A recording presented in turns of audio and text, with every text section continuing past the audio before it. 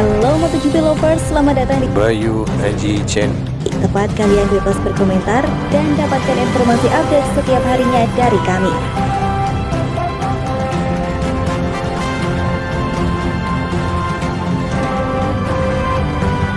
Kesuksesan menambah masa bakti Fabio Quartararo membuat Yamaha besar kepala. Manajer Direktur Yamaha Lee Jarvis, bos Yamaha itu bahkan menebar psy-war yang ditujukan kepada tim pesaing utamanya. Dia meminta pabrikan Borgo Panigale untuk banyak belajar kepada Honda dan Mark Marquez. Sebagaimana yang diketahui, Fabio Quartararo resmi memperpanjang kontraknya bersama Yamaha hingga 2024. Yamaha jelas tak ingin kehilangan Quartararo yang pada musim lalu sukses meraih titel juara dunia. Keberhasilannya mengikat El Diablo membuat Yamaha pede memanaskan persaingan gelar juara dunia MotoGP 2022.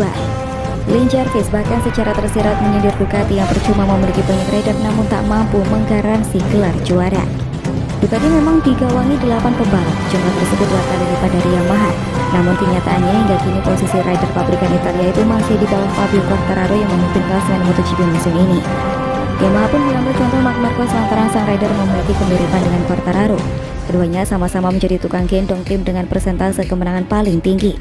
Ducati memang menjadi tim pabrikan yang paling gencar dalam pengembangan kuda besinya. Akan tetapi tidak bisa dipungkiri mereka paceklik gelar juara dunia sejak tahun 2007. Terakhir kali titel juara dunia disumbangkan Casey Stoner. Hal ini berbeda dari Yamaha yang akhirnya berhasil memiliki rider dengan mental juara yang sudah teruji. Di sisi lain, pria berkebangsaan Inggris itu mencoba memahami keluhan yang kerap kali dilontarkan El Diablo. Hal ini berkaitan dengan pengembangan M1 yang terkesan lelet. Lebih lanjut, setelah mengumumkan perpanjangan kontrak dengan Yamaha, Quartararo justru kesulitan di MotoGP Catalunya. Quartararo baru saja mengumumkan kabar bahagia dengan perpanjangan kontraknya bersama Yamaha hingga 2 musim. Pengumuman menjelang MotoGP Catalunya itu tentu diharapkan menjadi pelecut semangat Quartararo dan Yamaha mentas di sirkuit Catalunya. Sebagaimana diketahui, sirkuit Catalunya merupakan sirkuit keunggulan Yamaha. Tim pabrikan Iwata itu tercatat sebagai tim yang paling sering menang di kelas MotoGP dengan total raihan 10 gelar juara. Namun demikian, bukannya terlihat menguasai trek favorit, Yamaha justru melempem di hari pertama MotoGP Catalunya. Bahkan Quartararo yang sering jadi penyelamat Yamaha juga belum bisa menjadi yang tercepat di trek tersebut. Masalah grip atau cengkraman ban yang rendah menjadi hambatan besar di M1 Yamaha. Pasti ada motor yang akan cocok dengan kondisi saat ini, tetapi menurut saya ini masih tidak terlalu bagus. Ketika memakai ban baru sepertinya harus sampai 10 lap dulu baru nyaman, sehingga sulit untuk ditingkatkan. Kami tahu bahwa kami akan memiliki masalah dengan grip yang rendah. Dalam kondisi begini, Aprilia yang akan cepat, kata Quartararo. Selain masalah grip, kecepatan juga menjadi tantangan besar yang harus dilalui El Diablo. Pembalap asal Prancis itu merasa masih kurang cukup cepat di beberapa titik tikungan sirkuit Barcelona, Catalunya. Saya merasa bahwa saya lambat dan di saat yang sama saya juga merasa tidak bisa melaju lebih cepat lagi. Karena di beberapa tikungan saya membuka gas dan saya tidak bisa lewat, saya bisa berbelok dengan baik tapi jadi lambat, katanya. Quartararo biasanya mampu menunjukkan batasnya di tengah kesulitan yang ia hadapi. Di sirkuit Catalunya, dia pun memiliki pengalaman bagus dengan menjadi pemenang di musim 2020. Namun kali ini ia mengaku ada kekhawatiran tersendiri.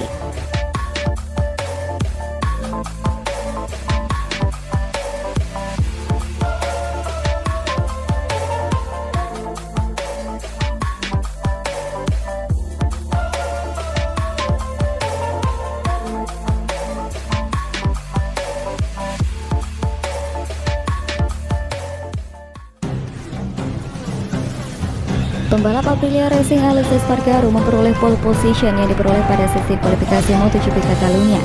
Ini menjadi pole position pertama bagi Espargaro pada MotoGP. Dia pun mencatatkan putaran terbaik 1 menit 46,156 detik. Sejumlah pembalap top terlibat pada kualifikasi pertama seperti Enea Bastianini, Juan Mir, Maverick Viñales, dan Franco Morbidelli. Hanya 2 posisi teratas yang diperebutkan pada kualifikasi pertama lantaran akan mendapat kesempatan mengikuti kualifikasi kedua. Pada run pertama, kejutan dibuat Marco Bezzecchi yang berhasil menempati posisi puncak dengan 1 menit 39,942 detik. Persaingan mendapatkan 2 posisi teratas makin sengit tatkala pada posisi flying lap, Maverick Viñales berhasil mendapat posisi pertama dengan catatan 1 menit 39,216 detik. Tepat di belakangnya adalah Takaki Nakagami yang berhasil cemerlang di akhir dengan terpaut 0,007 detik dari Maverick Viñales. Otomatis Viñales dan Takaki Nakagami mendapat kesempatan melaju ke kualifikasi 2. Selanjutnya sesi kualifikasi 2 dimulai untuk memperebutkan urutan pertama sampai ke-12. Pada awal sesi, Quartararo berhasil jadi yang tercepat dengan 1 menit 39,055 detik. Ketika kualifikasi 2 menyelesaikan 4 menit lagi, Bagnaia berhasil mengkudeta posisi Quartararo untuk menjadi yang tercepat dengan 1 menit 38,787 detik. Namun, Alex Espargaro menggeser Francisco Bagnaia usai kembali memecahkan rekor lap baru, yakni 1 menit 38,742 detik. Bendera finish berkibar. Alex Espargaro pun berhasil mengamankan pole position di kualifikasi MotoGP Catalunya, sementara peringkat kedua dan ketiga ditempati oleh Bagnaia dan Quartararo. Lebih lanjut, MotoGP Catalunya berpeluang kembali dimenangi pembalap non-Spanyol, namun Alex Espargaro bisa menorehkan kemenangan bersejarah. Spanyol mendominasi daftar pembalap MotoGP musim ini. Dari 24 nama pembalap reguler, setidaknya sepertiga berasal dari negeri Matador tersebut. Kendati menguasai secara kuantitas, pada musim ini hanya Espargaro yang bisa bersaing di papan atas. Espargaro saat ini menempati peringkat kedua dengan 114 poin atau tertinggal 8 poin dari Quartararo.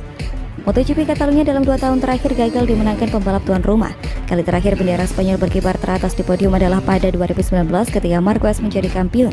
Pada musim ini di saat persaingan begitu ketat, Marquez justru harus undur diri dari balapan karena harus menjalani operasi keempat. Tanpa Marquez, Espargaro menjadi harapan tuan rumah. Pembalap tim Aprilia itu berhasil menunjukkan daya saing pada musim ini.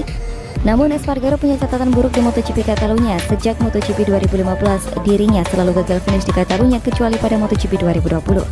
Selain Espargaro, masih ada 7 pembalap Spanyol lain seperti Juan Mir dan Alex Rins. Hanya saja penampilan kedua pembalap itu cenderung menurun seiring dengan kabar Suzuki akan hengkang dari MotoGP.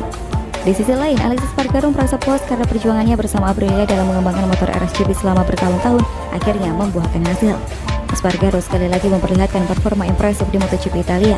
Meski pria asal Spanyol itu sempat kesulitan menyalip, ia akhirnya mampu melibas duo Munifea 46, Marco Bezzecchi dan Luca Marini saat mereka kesulitan dengan grip.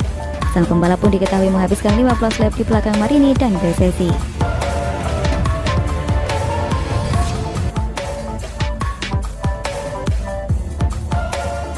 Teori tim order dapat memuluskan jalan Bagnaia menjadi kampiun MotoGP 2022. Iya, dominasi motor Ducati di lintasan secara teoris seharusnya bisa membantu Bagnaia untuk mengalahkan Fabio Quartararo yang mengendarai Yamaha. Namun, mengalahkan El Diablo tak sesederhana menumpuk penunggang Desmosedici di depannya. Musim ini motor Ducati Desmosedici paling mendominasi karena dipakai 8 pembalap dari 24 kontestan regular MotoGP atau sepertiga dari semua rider MotoGP. Situasi ini menjadi keuntungan bagi Ducati karena mereka bisa menerapkan strategi tim order demi memuluskan pembalap andalannya menjadi juara dunia. Posisi nomor 1 di Ducati secara de facto dipegang oleh Bagnaia karena pencapaian impresifnya pada musim lalu. Skenario tim order bisa membantu Bagnaia untuk menaklukkan Quartararo pada MotoGP Catalunya yang digelar di sirkuit favorit sang rival. Namun Bagnaia tidak begitu mengharapkan pertolongan dari pembalap Ducati lainnya untuk mengalahkan Quartararo. Quartararo sudah melakukan pekerjaan yang sangat baik. Dia mengendarai motornya dengan sempurna dan memanfaatkan potensinya secara penuh. Cuma dia yang bisa melakukannya, kata Bagnaia. Quartararo pun sudah membuktikan bahwa dia tidak semudah itu dihentikan. Menurut Bagnaia, sang juara bertahan mampu melewati rombongan pembalap Ducati yang start paling depan pada MotoGP Italia. Posisi finish kedua yang diraih Quartararo pada MotoGP Italia di satu sisi juga memberi Bagnaia kepercayaan diri. Dia merasa karakter sirkuit tak selalu mempengaruhi hasil dari sebuah pabrikan. Secara teori Mugello seharusnya bukan sirkuit Yamaha, tetapi Quartararo mengungguli saya sebesar 0,3 detik di sektor ketiga. Mungkin dia yang membuat perbedaan. Saya tidak berpikir ada lintasan lain di mana motor menjadi perbedaan besar. Bahkan Ducati kini telah meningkatkan aspek kendali dan lebih seimbang, tambahnya. Lebih lanjut, Bagnaia percaya dengan potensi yang dimilikinya pada balapan seri ke-9 MotoGP Catalunya. MotoGP Catalunya sendiri akan berlangsung di sirkuit Catalunya Spanyol yang dimulai dari 3 hingga 5 Juni 2022. Dan Bagnaia akan berlomba di sirkuit favorit rival terbesarnya itu. Sirkuit Catalunya memang menjadi lokasi kemenangan GP pertama El Diablo saat berlomba pada kelas Moto2 musim 2018. Tahun berikutnya, Quartararo mencetak pole position pertamanya sekaligus memecahkan rekor Marc Marquez sebagai pole sitter termuda di kelas para raja. Menuju musim 2020, Quartararo melanjutkan penampilan kuat di Catalunya dengan menjadi pemenang balapan. Quartararo berpeluang mengulangi hasil serupa pada musim lalu andai tidak mengalami nasib sial. Selain kesalahan ketika bersaing dengan Miguel Oliveira, Quartararo dihukum penalti karena memotong tikungan dan berlomba dengan resleting jaket terbuka.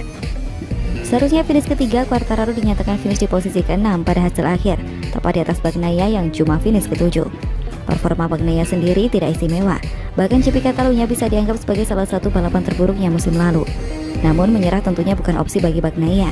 Mencuri poin besar di sirkuit favorit lawan tentunya langkah penting bagi Bagnaia dalam misinya memburu gelar juara musim ini. Bagnaia tertinggal cukup jauh dari Quartararo yang menjadi pemuncak klasemen sementara. Jarak poin keduanya pun masih 41 poin. Berbekal kemenangan pada balapan terakhir, Bagnaia percaya bahwa dia punya modal untuk meraih hasil baik pada MotoGP Catalunya. Saya senang bisa kembali menunggangi Desmos edisi setelah kemenangan yang menakjubkan pada pekan lalu.